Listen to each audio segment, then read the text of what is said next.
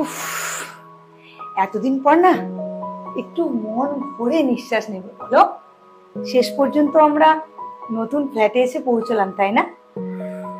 কি গো, আমার তো খুব আনন্দ হচ্ছে। তুমি এরকম চুপ করে আছো কেন? তোমার আনন্দ হচ্ছে না? কেন আনন্দ হবে না? আমারও খুব আনন্দ হচ্ছে। মিলি, বাবা মাকে ছেড়ে যখন তুমি আমাদের বাড়িতে এসেছিলে, তোমার কি আনন্দ হয়েছিল? আমারও ঠিক তেমনটাই হচ্ছে। কি গো, তুমি এত কি ভাবছো? না না, তেমন কিছু না। বলো কি হয়েছে? তুমি খুশি হয়েছো তো? খুব খুশি হয়েছি। থ্যাংক ইউ আমার ইচ্ছেটা পূরণ করার জন্য আর আমার কথাটা রাখার জন্য। তোমাকে খুশি করতে আমি বাবা মা নিজের বাড়ি ছেড়ে চলে এলাম। অদ্ভুত তুমি, ভাবো কি করে কথা? আমি বাবা মাকে শান্তি দিতে এটা করেছি। তুমি তো ওখানে শান্তি দিচ্ছিলে না কাউকে, না আমাকে না আমার বাবা মাকে।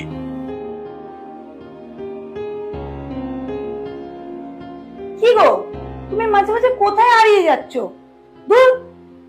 ও, বুঝেছি, বাড়ি যাবে বলে মনটা ছটফট করছে, তাই না? মনটা ওখানেই পড়ে আছে। আরে বাবা না, তুমি ভুল ভাবছো। আমি ভাবছিলাম এই ফ্ল্যাটটাকে আরো ভালো করে কি করে সাজানো যায়। সত্যি? দাঁড়াও, আমি বরং পুরো ফ্ল্যাটটা একবার ঘুরে আসি। হ্যাঁ, যাও। কত বড় একটা সমস্যা আমাদের ছেলেদের। একদিকে বাবা মা, একদিকে বউ। না বোঝে মা, না বোঝে বউ। কত রাত হয়ে গেল, এখনো তো এলো না। অফিসের তো অনেকক্ষণ ছুটি হয়ে গেছে। ও এলো, যাই গেটটা খুলে দি।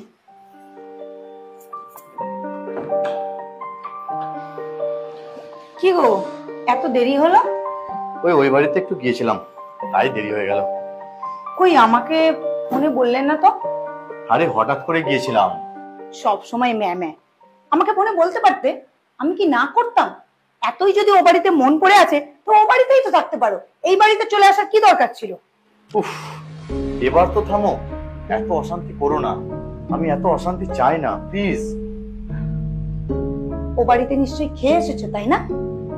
আমি খেয়ে আসিনি, তুমি খাবার রেডি করো, আমার খুব খিদে পেয়েছে।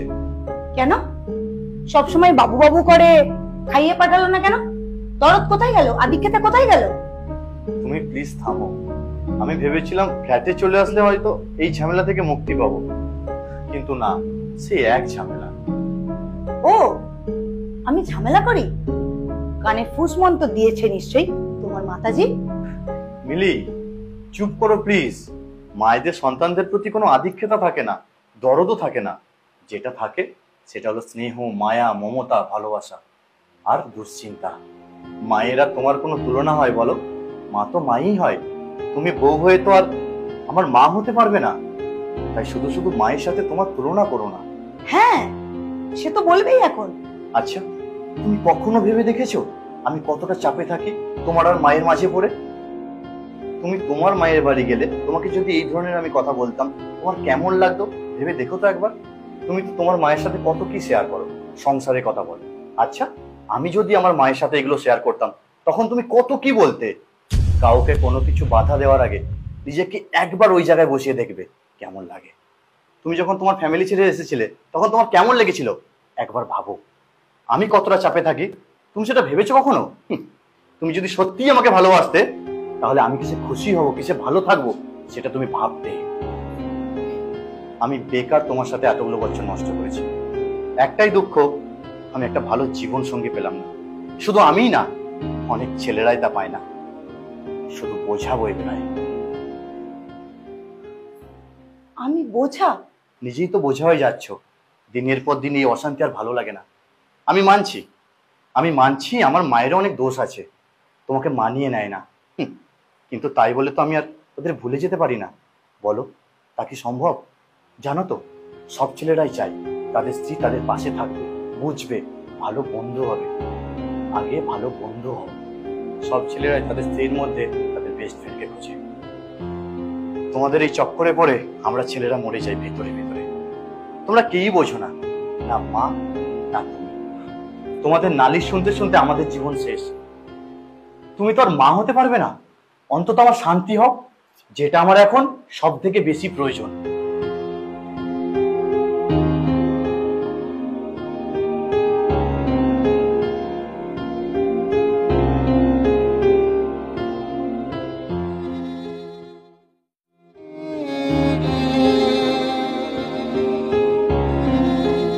শোনো না, বলো।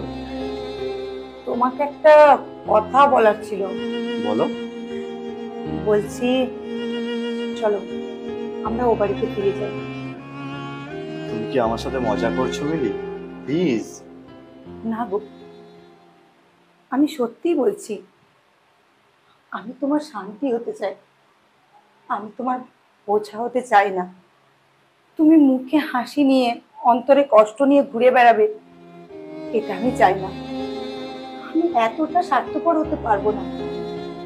আমি তোমাকে বুঝতে চাই, তোমার পাশে থাকতে চাই। যে মানুষটার সাথে আমি থাকি তার মনে মনে কি চলছে সেটা আমি কখনোই বুঝতে পারিনি। দেখো, যখন ও বাড়িতে থাকতাম তখন ওই বাড়ির মানুষগুলোর সাথে মনোমালিন্য হতো ঠিকই, কথা কাটাকাটি হতো ঠিকই, কিন্তু সেই কথাগুলো আমি যখন তোমাকে বলতাম তুমি সেই কথাগুলো শুনতে, বুঝতে, আমার পাশেও থাকতে। তারপরেও তোমাকে নিয়ে বাড়ি ছেড়ে চলে আসাটা আমার ঠিক হয়নি। তখন তুমি কত হাসতে, কথা বলতে, আর এখন শুধু মন খারাপ করে থাকো। কথাও বলো না ভালো করে, হাসোও না। তোমার খুব কষ্ট হচ্ছে তাই না? আমি জানি তুমি আমাকে বলতে পারছো না সেগুলো। আর এবার থেকে আমাকে তুমি সব কথা বলবে। তোমার সব কথা আমি জানবো না, এটা কিন্তু হবে না। চলো এবার আমরা ওই বাড়িতে ফিরে যাই। দেখো, ওনাদের মনে কষ্ট দিয়েও আমরা সুখী হতে পারবো না। চলো ফিরে যাই। দাঁড়াও 1 মিনিট। শোনো মেয়ে, পরিবারের মানুষগুলোর সাথে অশান্তি হতেই থাকে, কিন্তু তাই বলে পরিবার ছেড়ে স্বামীকে নিয়ে আলাদা হয়ে গেলে মেয়েটির মনে হয়তো শান্তি থাকে ঠিকই, কিন্তু ছেলেটার মনের কষ্ট কেউ বোঝে না।